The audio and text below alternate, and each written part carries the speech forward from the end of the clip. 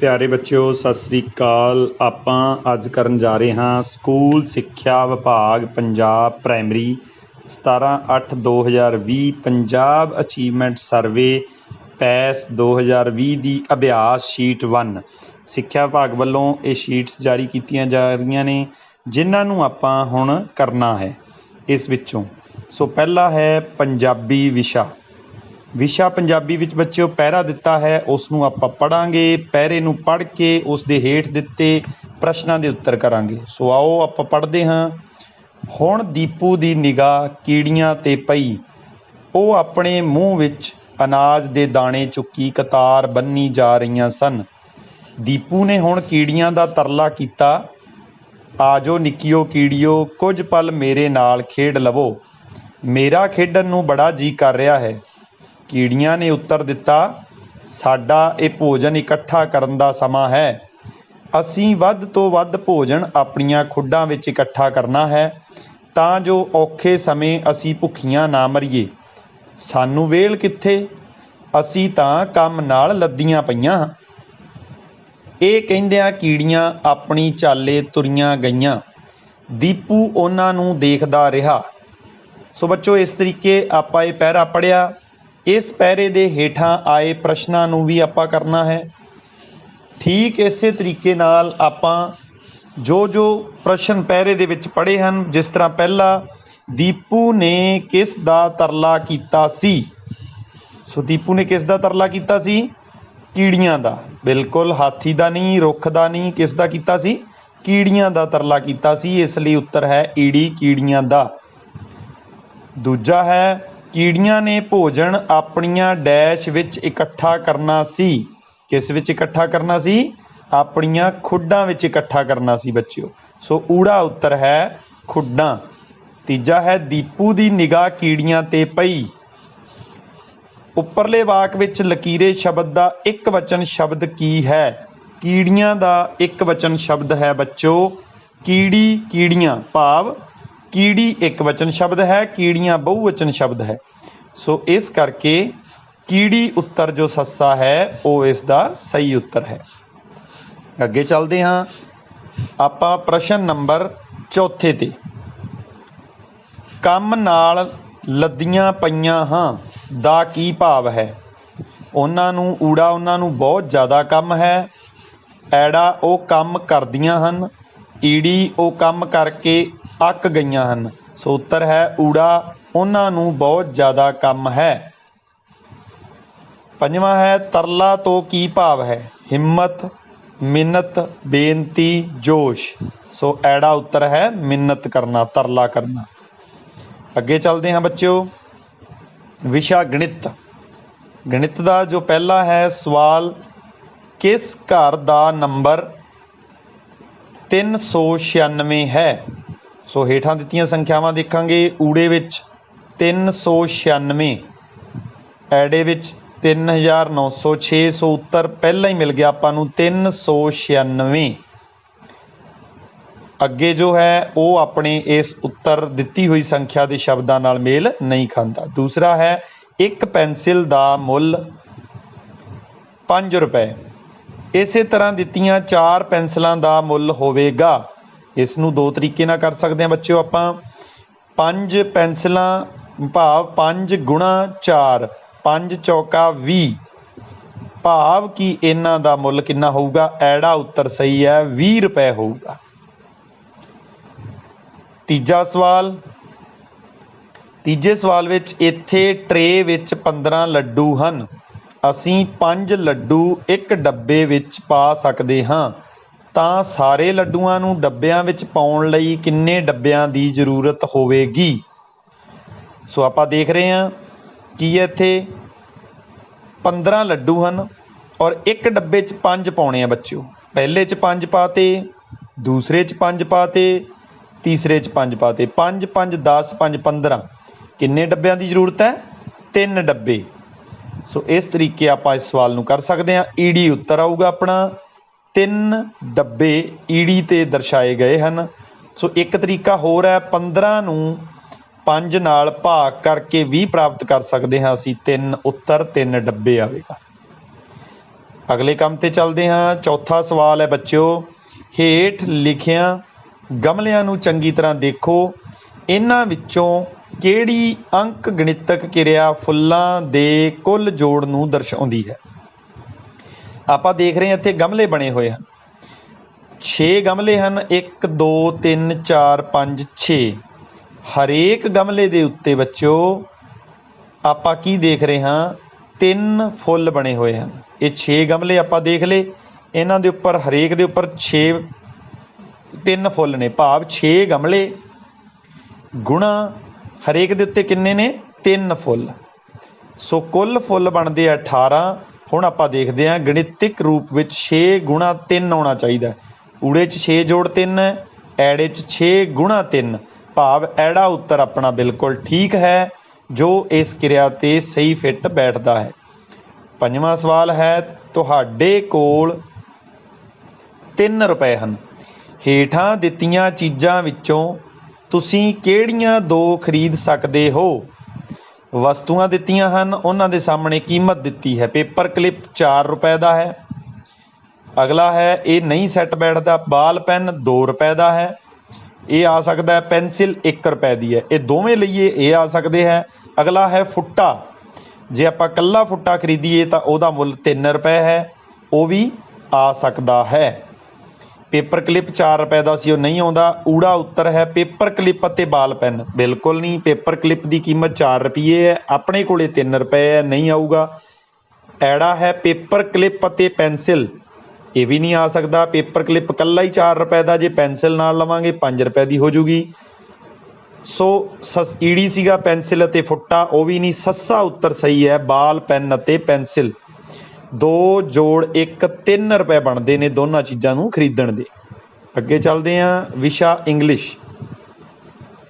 Read the passage and answer the following questions. First we read, ਚੰਗੀ ਤਰ੍ਹਾਂ ਤੁਸੀਂ ਇਸ ਪੈਰੇ ਨੂੰ ਪੜ੍ਹ ਲੈਣਾ ਹੈ ਬੱਚਿਓ। ਅਗਰ ਤੁਹਾਨੂੰ ਪੈਰਾ ਪੜ੍ਹਿਆ ਸਮਝ ਆ ਗਿਆ ਤਾਂ ਤੁਸੀਂ ਇਹਨਾਂ ਦੇ ਹੇਠਾਂ ਦਿੱਤੇ ਪ੍ਰਸ਼ਨਾਂ ਦੇ ਉੱਤਰ ਆਸਾਨੀ ਨਾਲ ਲੱਭ ਸਕਦੇ। ਸ਼ੁਰੂ ਕਰਦੇ ਹਾਂ। ਵਾਂਸ ਏ ਲਾਇਨ, ਸ਼ੇਰਾ ਵਾਜ ਸਲੀਪਿੰਗ ਨੀਅਰ ਹਿਜ਼ ਕੇਵ। ਇੱਕ ਵਾਰ ਇੱਕ ਸ਼ੇਰ, ਸ਼ੇਰਾ ਉਸਦਾ ਨਾਮ ਹੈ, ਆਪਣੀ ਗੁਫਾ ਕੋਲ, ਕੇਵ ਭਾਵ ਗੁਫਾ ਕੋਲ ਸੁੱਤਾ ਪਿਆ ਹੈ। ਇਹ ਮਾਊਸ ਇੱਕ ਚੂਹਾ, ਮਿੱਕੀ ਉਸਦਾ ਨਾਮ ਹੈ। ਡਿਸਟਰਬਡ ਹਿਜ਼ ਸਲੀਪ, ਉਸ ਨੂੰ ਸੁੱਤੇ ਪਏ ਨੂੰ ਪਰੇਸ਼ਾਨ ਕਰਦਾ ਹੈ। ਸ਼ੇਰਾ ਵਾਜ਼ ਐਂਗਰੀ, ਸ਼ੇਰਾ ਬਹੁਤ ਗੁੱਸੇ ਹੋਇਆ। ਹੀ ਕੌਟ ਮਿੱਕੀ, ਉਸਨੇ ਮਿੱਕੀ ਨੂੰ ਫੜ ਲਿਆ। The mouse requested him to spare his life, ਚੂਹੇ ਨੇ ਬੇਨਤੀ ਕੀਤੀ ਕਿ ਉਹ ਮੇਰੀ ਜ਼ਿੰਦਗੀ ਬਖਸ਼ ਦੇਵੇ। ਦ ਲਾਇਨ ਐਗਰੀਡ, ਸ਼ੇਰ ਸਹਿਮਤ ਹੋ ਗਿਆ। ਆਫਟਰ ਏ ਫਿਊ ਡੇਜ਼ ਸ਼ੇਰਾ ਵਾਜ਼ ਕੌਟ ਬਾਏ ਸਮ ਹੰਟਰਸ। ਸੋ ਜਦੋਂ ਉਸਨੇ ਬੇਨਤੀ ਕੀਤੀ, ਉਹਨੇ ਜ਼ਿੰਦਗੀ ਬਖਸ਼ਤੀ, ਸ਼ੇਰ ਸਹਿਮਤ ਹੋ ਗਿਆ। ਉਸ ਤੋਂ ਬਾਅਦ ਕਹਿੰਦੇ ਆ ਕੁਛ ਦਿਨਾਂ ਬਾਅਦ ਕੀ ਹੋਇਆ, ਸ਼ੇਰਾ ਫੜ ਲਿਆ ਗਿਆ ਸ਼ਿਕਾਰੀਆਂ ਵੱਲੋਂ। ਸੋ ਉਸ ਟਾਈਮ ਕੀ ਕੀਤਾ ਫਿਰ, ਕਹਿੰਦੇ ਆ ਕਿ Mickey came to his help, Mickey ਉਹਦੀ ਸਹਾਇਤਾ ਵਾਸਤੇ ਆਇਆ। He cut the rope with his sharp teeth, ਉਸਨੇ ਆਪਦੇ ਤਿੱਖੇ ਦੰਦਾਂ ਨਾਲ ਰੋਪ ਰੱਸੀ ਨੂੰ ਕੱਟ ਦਿੱਤਾ। ਦ ਲਾਇਨ ਵਾਜ਼ ਸੈਟ ਫਰੀ, ਸ਼ੇਰ ਆਜ਼ਾਦ ਹੋ ਗਿਆ। ਬੋਥ ਬਿਕਮ ਫਰੈਂਡਸ, ਦੋਵੇਂ ਮਿੱਤਰ ਬਣ ਗਏ। ਸੋ ਪਹਿਲਾ ਪ੍ਰਸ਼ਨ ਹੈ, ਹੂ ਡਿਸਟਰਬਡ ਲਾਇਨ ਸਲੀਪ, ਕਿਹਨੇ ਡਿਸਟਰਬ ਕੀਤਾ ਸੀ, ਸ਼ੇਰਾ ਨਹੀਂ, ਲਾਇਨ ਨਹੀਂ, ਮਾਊਸ, ਬਿਲਕੁਲ ਸਹੀ ਆਨਸਰ ਸੀ, ਮਾਊਸ ਨੇ ਡਿਸਟਰਬ ਕੀਤਾ ਸੀ। ਦੂਸਰਾ ਪ੍ਰਸ਼ਨ ਹੈ, who requested the lion to spare his life, ਕਿੰਨੇ ਸ਼ੇਰ ਨੂੰ ਜ਼ਿੰਦਗੀ ਬਖਸ਼ਣ ਲਈ ਬੇਨਤੀ ਕੀਤੀ ਸੀ, ਲਾਇਨ ਨੇ ਨਹੀਂ, ਮਿੱਕੀ। ਮਿੱਕੀ ਤੇ ਮਾਊਸ ਦੋਨੋਂ ਇੱਕੋ ਹੀ ਚੀਜ਼ ਹੈ, ਮਾਊਸ ਚੂਹਾ ਹੈ ਤੇ ਮਿੱਕੀ ਉਸਦਾ ਨਾਮ ਹੈ। ਆਨਸਰ ਆਏਗਾ ਮਿੱਕੀ। ਬੇਨਤੀ ਮਾਊਸ ਨੇ ਕੀਤੀ ਸੀ, ਮਾਊਸ ਦਾ ਨਾਂ ਕੀ ਹੈ, ਮਿੱਕੀ। ਸੋ ਆਨਸਰ ਮਿੱਕੀ ਸਹੀ ਹੈ। ਤੀਸਰਾ ਹੈ ਬੱਚਿਓ, Mickey was a dash hunter, friend, lion, mouse. So the answer is right, mouse ਸੀਗਾ ਮਿੱਕੀ। ਚੌਥਾ ਕੁਐਸਚਨ ਹੈ, ਚੂਜ਼ ਦ ਨਾਊਨ ਨਾਊਨ ਹੁੰਦਾ ਬੱਚਿਓ ਨਾਮ। ਨਾਮ ਤੇ ਪੜਨਾਮ ਆਪਾਂ ਪੜ੍ਹੇ। ਕਿਸੇ ਵਸਤੂ ਵਿਅਕਤੀ ਸਥਾਨ ਦਾ ਨਾਮ ਉਹਨੂੰ ਕੀ ਕਹਿੰਦੇ ਆ ਨਾਊਨ। ਇਹ ਫਿਊ ਇਹ ਵੀ ਨਾਊਨ ਨਹੀਂ ਹੈ। ਫਿਊ ਹੁੰਦਾ ਕੁਝ। Second one is sharp B ਹੈ ਸ਼ਾਰਪ। ਸ਼ਾਰਪ ਹੁੰਦਾ ਤਿੱਖਾ। ਸੀ ਹੈ ਕੇਵ। ਕੇਵ ਹੁੰਦੀ ਹੈ ਗੁਫਾ। ਸੋ ਸੀ ਕੇਵ ਗੁਫਾ ਕਿਸੇ ਜਗ੍ਹਾ ਦਾ ਨਾਮ ਹੈ। Answer is C. ਡੀ ਘੱਟ ਹੈ ਉਹ ਵੀ ਨਹੀਂ ਹੈ। ਪੰਜਵਾਂ ਕੁਐਸਚਨ ਚੂਜ਼ ਦ ਸਿੰਗੂਲਰ। ਸਿੰਗੂਲਰ ਹੁੰਦਾ ਇੱਕ ਵਚਨ ਬੱਚਿਓ। ਇੰਗਲਿਸ਼ ਜਿਹਦੇ ਪਿੱਛੇ ਮੋਸਟਲੀ ਐਸ ਜਾਂ ਈ ਐਸ ਜ਼ਿਆਦਾਤਰ ਲੱਗਦਾ ਉਹ ਕੀ ਹੁੰਦੇ ਨੇ ਪਲੂਰਲਸ ਹੁੰਦੇ ਨੇ ਬਹੁਵਚਨ। ਸੋ ਪਹਿਲਾ ਹੰਟਰਸ ਇਹ ਵੀ ਨਹੀਂ ਹੈ ਐਸ ਆਇਆ ਪਿੱਛੇ। ਸੀ ਹੈ ਫਰੈਂਡਸ ਇਹ ਵੀ ਨਹੀਂ ਹੈ। ਇਹ ਬੀ ਹੈ ਬੱਚਿਓ ਸੀ ਨਹੀਂ ਹੈ। ਸੀ ਇਜ਼ ਡੇਜ਼ ਇਹ ਵੀ ਨਹੀਂ ਹੈ। ਡੀ ਹੈ ਰੋਪ। ਦਿਸ ਵਨ ਇਜ਼ ਸਿੰਗੂਲਰ ਇੱਕ ਵਚਨ ਰੋਪ ਹੈ। ਅੱਗੇ ਚੱਲਦੇ ਹਾਂ। ਵਿਸ਼ਾ ਹਿੰਦੀ ਆਪਣਾ। ਹਿੰਦੀ ਦੇ ਪੈਰੇ ਨੂੰ ਉਸੇ ਤਰੀਕੇ ਪੜ੍ਹਨਾ ਹੈ ਅਤੇ ਹੇਠ ਦਿੱਤੇ ਪ੍ਰਸ਼ਨਾਂ ਦੇ उत्तर देने हैं। आओ पढ़ते हैं। एक बार कुछ कबूतर आकाश में उड़ रहे थे। एक शिकारी ने कबूतरों को पकड़ने के लिए जमीन पर कुछ अनाज के दाने बिखरा कर जाल बिछाया था। भोले भाले कबूतर दाने के लालच में आ गए। जैसे ही वह दाना खाने के लिए नीचे उतरे वैसे ही जाल में फंस गए, किंतु उन्होंने हिम्मत नहीं हारी। सभी ने मिलकर जोर लगाया और वे जाल को लेकर उड़ गए। इस प्रकार उन्होंने मिलकर अपनी जान शिकारी से बचाई। सो पहला प्रश्न है कबूतर जाल लेकर उड़ गए क्योंकि उन्होंने हिम्मत नहीं हारी। सभी ने मिलकर प्रयत्न किया। वह साहसी थे, वह अक्लमंद थे। सो पैरे के मुताबिक बच्चों आएगा सभी ने मिलकर प्रयत्न किया।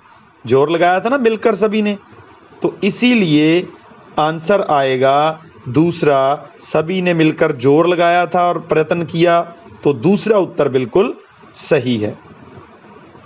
प्रश्न नंबर 2 है कबूतर आसमान से नीचे क्यों उतरे। जाल में फंसने के लिए बिल्कुल नहीं। लालच में आकर हो सकता है। दाना खाने के लिए बिल्कुल सही। या अनाज के दाने देखकर। अनाज के दाने देखकर और लालच में आकर दोनों सेम सेम लग रहे हैं। सो ज़्यादा इसमें आएगा अनाज के दाने देखकर, क्योंकि शिकारी ने जो नीचे बिखरा रखे थे वो क्या थे, नीचे बिखरे हुए अनाज के दाने देख लिए, इसीलिए वो नीचे आ गए। तीसरा प्रश्न है जाल में फंसने के बाद कबूतर डैश हो गए। उदास नहीं हुए, दुखी भी नहीं हुए, हिम्मती हो गए। बिल्कुल उन्होंने हिम्मत नहीं हारी, मतलब वो हिम्मती रहे। तो इस तरीके से वो जाल को लेकर उड़ गए। अगर वो उदास हो जाते या दुखी हो जाते तो वो बिल्कुल भी ये कार्य नहीं कर पाते। अगले पे चलते हैं। अगला जो है चौथा, लालच किसके मन में आया। शिकारी के नहीं, कबूतर के। शिकारी और कबूतर दोनों के। उपरोक्त में से कोई नहीं, तो कबूतरों के मन में लालच आया दानों को देखकर। प्रश्न नंबर 5वां, शिकारी ने जमीन पर अनाज क्यों बिखराया था। पक्षियों के खाने के लिए, क्योंकि वह बहुत दयालु था, दयावान था। पक्षियों को पकड़ने के लिए, तीसरा उत्तर बिल्कुल ठीक है। आगे चलते हैं बच्चों। वातावरण शिक्षा विषय आ गया अपना। इसमें आप तस्वीर देख रहे हो। तस्वीर में एक परिवार दिखाया गया है, तो इस परिवार दे विच आपां देखना है पहले प्रश्न के मुताबिक। पहला प्रश्न अपना है तस्वीर देख के पता लगता है कि ये की है।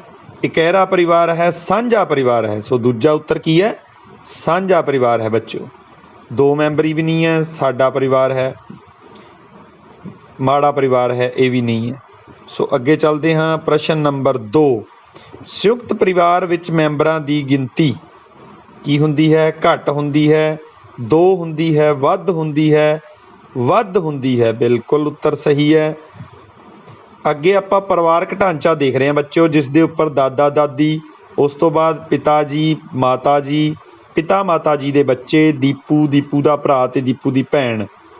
प्रश्न है परिवारक ढांचे अनुसार परिवार विच सब तो वध उम्र दा पुरुष है।